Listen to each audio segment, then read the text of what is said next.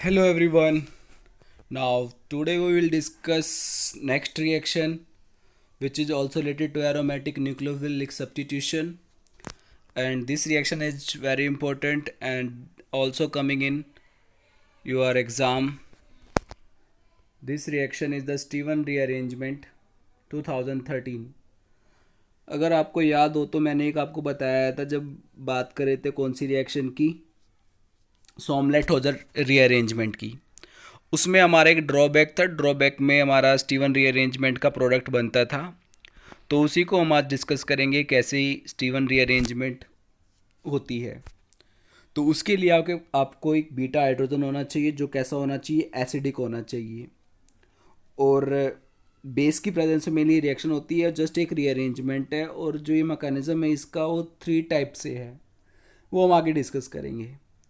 तो क्वाट्रियम ammonium salt होना चाहिए विच है beta hydrogen and undergo E2 elimination. ठीक है, क्वाट्रियम अमोनियम सॉल्ट विच हैव आपके पास कौन सा होना चाहिए, बीटा हाइड्रोजन होना चाहिए।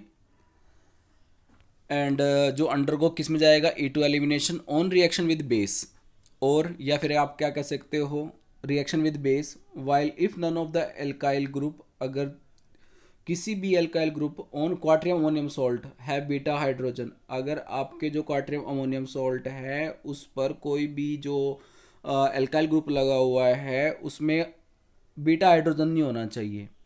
ठीक है, but one has electron withdrawing group at beta position, and जिसकी वजह से क्या होगा, ये लाइड फॉर्म होगा which undergo rearrangement. This rearrangement is called the Stevens rearrangement. Mechanism देखते हैं। जनरल रिएक्शन तो में ये है सिंपल, आपका यहाँ पे जेड जो है CH3CO, सपोज करो ये CH3CO ग्रुप लगा हुआ है, यहाँ पर ये CH2 है, और यहाँ पर आपका क्वाट्रियम अमोनियम सॉल्ट जिसके पास none of the alkyl group which have beta hydrogen. Okay, this one. तो मैकेनिज्म किस तरह से है देखते हैं। कहते हैं कि थ्री मैकेनिज्म है इसके। सबसे पहला है हमारा रेडिकल पेयर मैकेनिज्म है, intramolecular reaction where no isotopic effect found.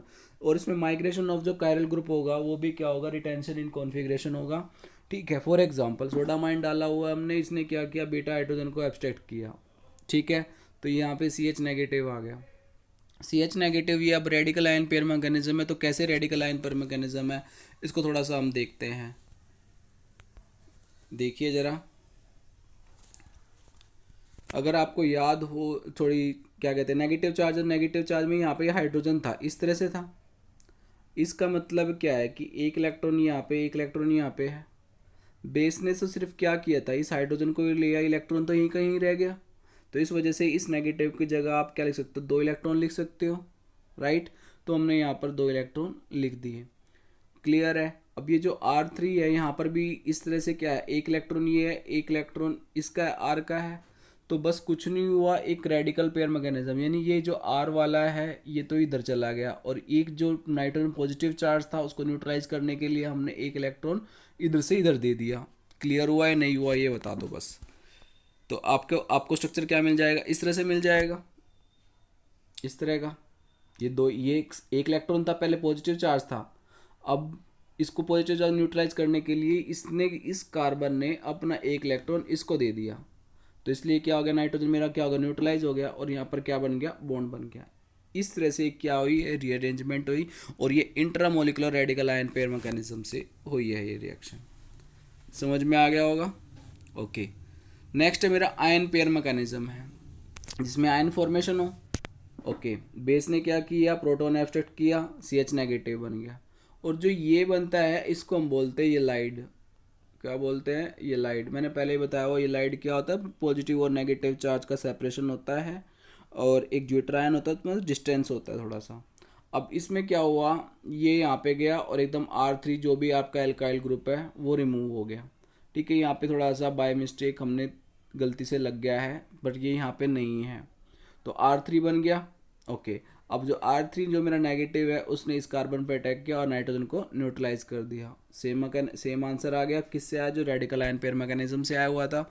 Okay, next third है मेरा कंसर्टेड। कंसर्टेड मैकेनिज्म क्या होता है, जैसे ही बॉन्ड टूटेगा वैसे ही बॉन्ड फॉर्म होगा। जैसे ये यहाँ से तो ये हुआ, बेस आ गया, नेगेटिव चार्ज आ गया, नेगेटिव चार्ज ने क्या किया, इस आर पे अटैक किया और फिर इस पे, ठीक है, इस पे नाइट्रोजन को क्या कर दिया, उसने न्यूट्रलाइज कर दिया। देख पा रहे होंगे, ठीक है, सेम मैकेनिज्म। फॉर एग्जांपल इस तरह से आप इस तरह से कहीं भी एग्जांपल ले सकते हो, ठीक है। ये CH नेगेटिव क्या कर रहा है, ये यहाँ पे अटैक कर रहा है, ये इधर, और ये ऐसे इस तरह से, ठीक है। तो ये इस तरह से यहाँ पर ये ग्रुप यहाँ लग जाएगा। और सेम नेक्स्ट मैकेनिज्म है इस तरह का, इसने भी क्या कर रहा है, नेगेटिव चार्ज क्या कर रहा है, कंसंट्रेट मैकेनिज्म दिखा रखा है यहाँ पे, और ये ग्रुप यहाँ पे। कोई प्रॉब्लम? तो आपने बस देखना है जस्ट मैकेनिज्म में उसका नाइट्रोजन से एक अल्काइल ग्रुप उठाना है और उसको लगाना है। अगर पेपर में भी आ जाता है तो आप उसको आइडेंटिफाई करना आपको आना चाहिए कि ये स्टीवन रीअरेंजमेंट है या नहीं है। इसके बाद इसमें यही है कि when dibenzylidyl methyl ammonium salt is reacted with strong base phenyl lithium, it undergo both Stevens and Sommelet Hauser rearrangement. दोनों से जा सकता है, देखो कैसे। ये हमारा फिनाइल लिथियम है, ठीक है, okay, no doubt. Phenyl lithium ने क्या किया, इसके यहाँ से, इस वाले से, पहले फिलहाल इसकी बात कर रहा हूँ, इसने यहाँ से, तो बिल्कुल सेम है, एक मिनट, ये चीज़ है ना, ठीक है। तो ये PHCH2 और ये आपका स्ट्रक्चर अगर आप देखो तो ये फिनाइल, देन CH2, ओके। तो क्या था हमारा, फिनाइल लिथियम है। फिनाइल लिथियम ने क्या किया, यहाँ से इस वाले कार्बन से नेगेटिव चार्ज, बेस है, बेस तो प्रोटॉन एब्स्ट्रैक्ट करेगा ही करेगा, ठीक है। तो इसमें दोनों सिमेट्रिकल है, तो आप कहीं से भी निकाल सकते हो, ठीक है। तो हमने देखा होगा अपने दिस वन, तो आपने यहाँ पे नेगेटिव चार्ज आ गया। अब स्टीवन रीअरेंजमेंट तो क्या करता है, स्टीवन रीअरेंजमेंट तो अगर कंसंट्रेट मैकेनिज्म देखे तो इस कार्बन पे अटैक करेगा नाइट्रोजन का जो अल्काइलेटेड है और इसको रिमूव कर देगा, ठीक है, ओके। तो यहाँ पर ये स्टीवन रीअरेंजमेंट हो गई। और उसमें क्या है, जो सोमलेट ओजर रीअरेंजमेंट है, नेगेटिव चार्ज आया, नेगेटिव चार्ज ने क्या किया, बेंजीन पर अटैक किया, बेंजीन का जो डबल बॉन्ड था उसने यहाँ पे अटैक किया और CH2 पे अटैक किया, और ये वाला बाहर। बाद में जो बेंजीन बना है उसको हमने रीअरेंजमेंट करके हमारा ये एल्काइल ग्रुप, मिथाइल ग्रुप आ जाएगा, ठीक है। तो ये आपने थोड़ा सा ध्यान रखना है सोमलेट ओजर रीअरेंजमेंट में और इसमें स्टीवन रीअरेंजमेंट में क्या डिफरेंस है, ठीक है। जो आपका स्टीवन रीअरेंजमेंट है वो तो क्या करेगा, जो नाइट्रोजन का जो एल्काइल, बीटा एल्काइल जो है उस पर अटैक करेगा, ठीक है, बट उसमें अलग है, बेंजीन पर अटैक होता है। तो थोड़ा सा आपने इस बात का ध्यान रखना है। Thank you. कोई प्रॉब्लम हो तो ज़रूर बताना, और लाइक एंड सब्सक्राइब। मिलते हैं नेक्स्ट वीडियो में।